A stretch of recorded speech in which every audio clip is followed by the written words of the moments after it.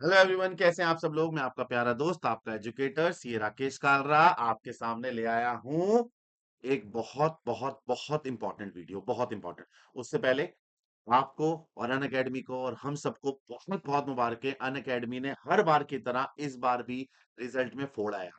आपके सामने रिजल्ट है, इस बार देखिए 45 प्लस लर्नर्स हैं जिन्होंने 300 प्लस मार्क्स स्कोर किए हैं। 300 प्लस मार्क्स लाना मतलब समझते हैं, it's a very good marks. 300 plus, हमारा टॉप स्कोर 344, उज्जवल 334, 338, 337। 2023 से लेके अभी तक ना ऑलमोस्ट 265 प्लस लर्नर ऐसे हैं जो 300 प्लस ला चुके हैं। को पता है फाउंडेशन में रैंक नहीं होती, बट ये 300 प्लस वाले जितने भी ना, they are rank material. They are rank kind of guys, इनके पास रैंक है, समझ लीजिए। 4500 प्लस लर्नर पास हुए अभी तक। इस अटेम्प्ट में 850 लर्नर पास हुए हैं। और ऐसा नहीं है कि सिर्फ फाउंडेशन में, इंटर में तो और फोड़ा है यार।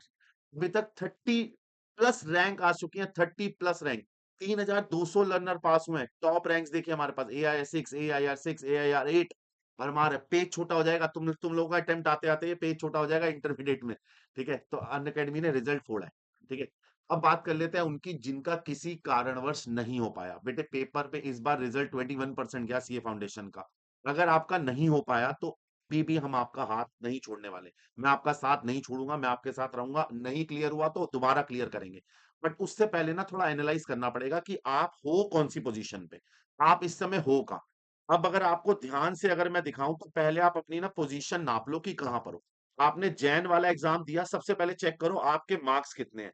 उसके बेस पे सब चीजें चेक करेंगे। अगर आपके मार्क्स आ रहे हैं बिलो 30, अगर बेटा 30 से कम मार्क्स हैं आपके अकाउंटेंसी में, देखो अकाउंटेंसी में 30 से मार्क्स कम क्यों बोल रहा हूँ, क्योंकि अकाउंटेंसी पहले 11 12th में आपने कॉमर्स में पढ़ी है।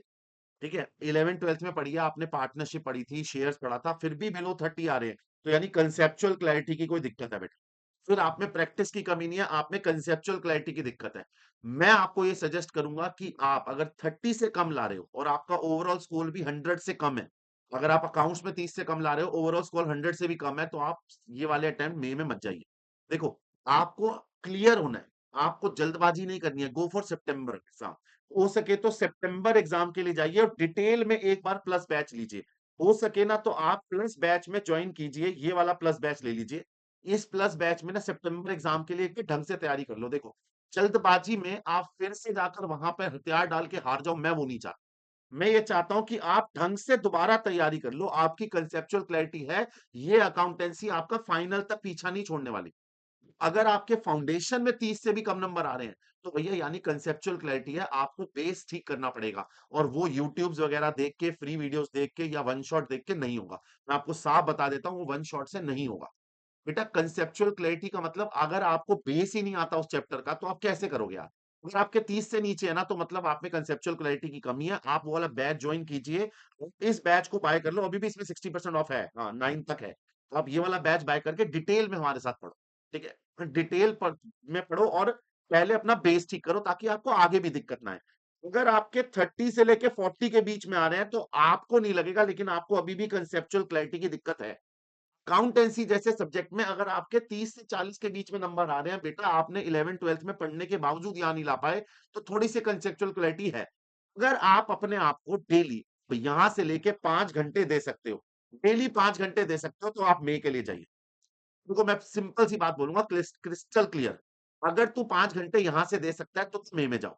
अदरवाइज फिर ना तुम सितंबर में जाओ और 80 प्लस स्कोर करने की कोशिश करो, ताकि आपका बेस ठीक हो जाए। ज्यादा है तो प्लस बैच बाय कर लो, जो मैंने अभी दिखाया। ठीक है, अब आते हैं बात उनकी जो 40 से 55 में आ गए हैं, यानी अकाउंट्स में पास है लेकिन ओवरऑल ग्रैंड टोटल में फेल हो गए। 200 से कम है। बेटे तुम लोगों को ना प्रैक्टिस की कमी। अगर तुम लोग अकाउंटेंसी में 60 प्लस नहीं ला रहे हो, तो बेटे आपका टोटल ग्रैंड टोटल नहीं निकलेगा। आपको 60 प्लस तो टारगेट करना है अकाउंट्स में। अब आप प्लस के लिए मत जाओ।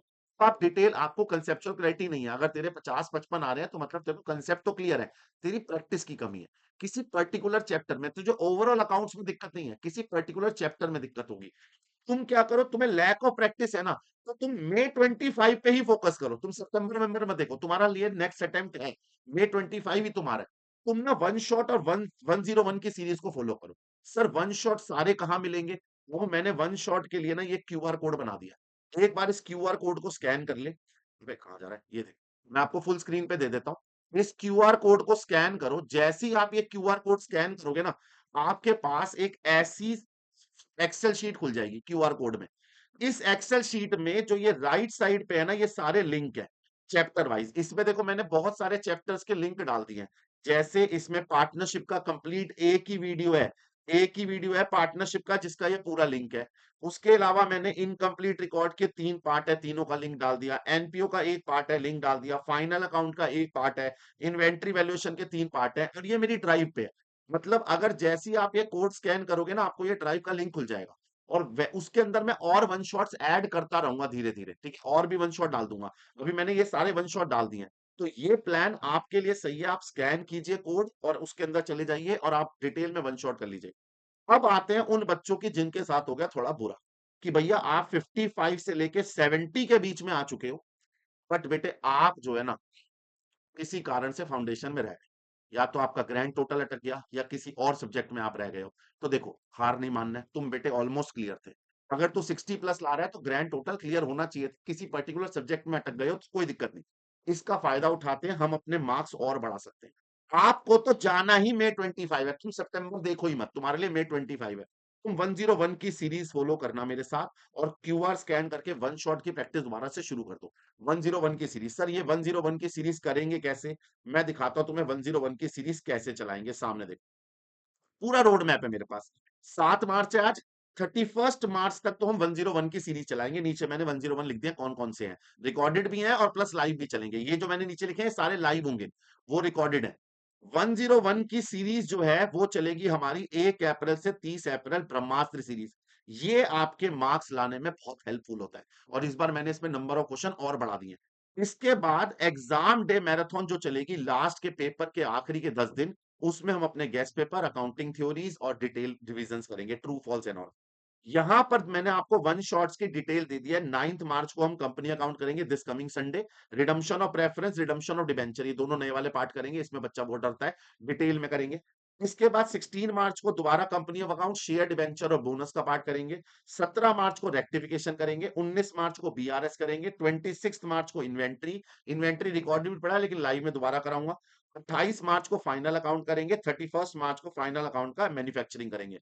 रिकॉर्डेड वाले आपके पास वन शॉट की मैंने ऑलरेडी ये आपको डिटेल दे दिया है। चेक करके देखो, सारी डिटेल आपकी वन शॉट में ऑलरेडी है। ठीक है, इसके अंदर मैं और भी वन शॉट ऐड करता रहूंगा। तो आपके पास डिटेल स्टडी है कैसा करेंगे। अब हमारा रोड मैप क्या होगा पेपर तक जाने के लिए। देखो बेटे, सबसे पहला काम ये करो कि 20 मार्च तक अपना, आप फर्स्ट टाइम देने वाले हो, वो बच्चे जिन्होंने जनवरी का एग्जाम दिया था उनकी बात नहीं कर रहा हूं मैं, वो कह रहा हूं जो अब फर्स्ट टाइम देने वाले हो, वो अपना पहले सारा बैकलॉग 20 मार्च तक कंप्लीट कर लो भाई। किसी भी हालत में 20 मार्च तक अपना कोर्स कंप्लीट करो, बैकलॉग कंप्लीट करो। उसके बाद ये हमारा रोड मैप रहेगा। जैसे ही एमटीपी आएगी, अभी एमटीपी की कंफर्म डेट नहीं है, लेकिन जैसे ही एमटीपी वन आएगी, मेरे ख्याल से मार्च एंड में पहली आएगी। पहली एमटीपी हम मार्च एंड में कर लेंगे, दूसरी अप्रैल में आएगी, अप्रैल में करेंगे। 101 की सीरीज पूरी अप्रैल में चलाएंगे, मंडे वेडनेसडे फ्राइडे 8 पीएम। उसके बाद आएंगे हमारे वन शॉट्स जो हमारे चल रहे हैं रेगुलर। और एग्जाम डे मैराथन में हम मोस्ट इंपॉर्टेंट क्वेश्चंस जो मैं हर बार कराता हूं, अकाउंटिंग थ्योरी और गेस्ट पेपर कराएंगे। ये पूरा रोड मैप रहेगा हमारा टिल एग्जाम तक। कुछ 90 प्लस लाने के लिए ना चैप्टर पे फोकस ज्यादा रखो। जैसे इस बार भी डिसोल्यूशन से incomplete record, company accounts, partnership second priority पे रखना, एनपीओ फाइनल थर्ड प्रायोरिटी पे, ये इन्वेंट्री रेक्टिफिकेशन रखना। ये चैप्टर्स आपको ज्यादा मदद करेंगे आगे क्वेश्चन लाने में। देखो, मैं आपको पूरा रोड मैप दे रहा हूं दोनों के लिए। अगर आपने जैन में एग्जाम दिया था नहीं क्लियर कर पाए तो बेटे टेंशन मत लो, हमारे पास पूरी तैयारी है, हम दोबारा करेंगे। और अगर आप मई में फर्स्ट टाइम देने वाले हो तो आपके लिए भी रोड मैप पूरा का पूरा तैयार है। तो आप मेरे साथ इस स्ट्रेटेजी को फॉलो करिएगा, 100% क्लियर हो जाएंगे। लेकिन मैं एक बार उस बच्चे को जरूर दोबारा एड्रेस करना चाहूंगा जो बिलो 30 है। बाबू तू ध्यान से समझ, कंसेप्चुअल क्लैरिटी आप 1 डेढ़ महीने में दोबारा अचीव नहीं कर सकते। अगर कंसेप्चुअल क्लैरिटी है तो 100% तुझे प्लस कोर्स बाय करना चाहिए। ठीक है, अगर आप 40 से अबव आ रहे हो ना तो टेंशन नहीं है, हम दोबारा इसको अचीव करके बड़े आराम से पास हो सकते हैं, बट कंसेप्चुअल क्लैरिटी को नहीं ठीक कर सकते हो।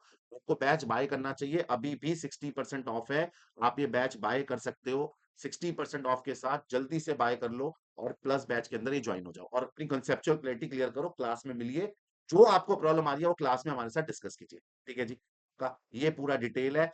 आप टेंशन मत लो, सक्सेस जरूर मिलेगी। ये सिर्फ आपके एफर्ट पे डिपेंड करता है कि आप एफर्ट कैसा मारते हैं, और मैं आपके साथ 100% हूँ। अंत तक मैं आपके साथ रहूंगा, टिल एंड एग्जाम के डे तक। ठीक है, तो घबराना मत, मैं आपके साथ हूं। ठीक है, मैं लेता हूं आपसे विदा।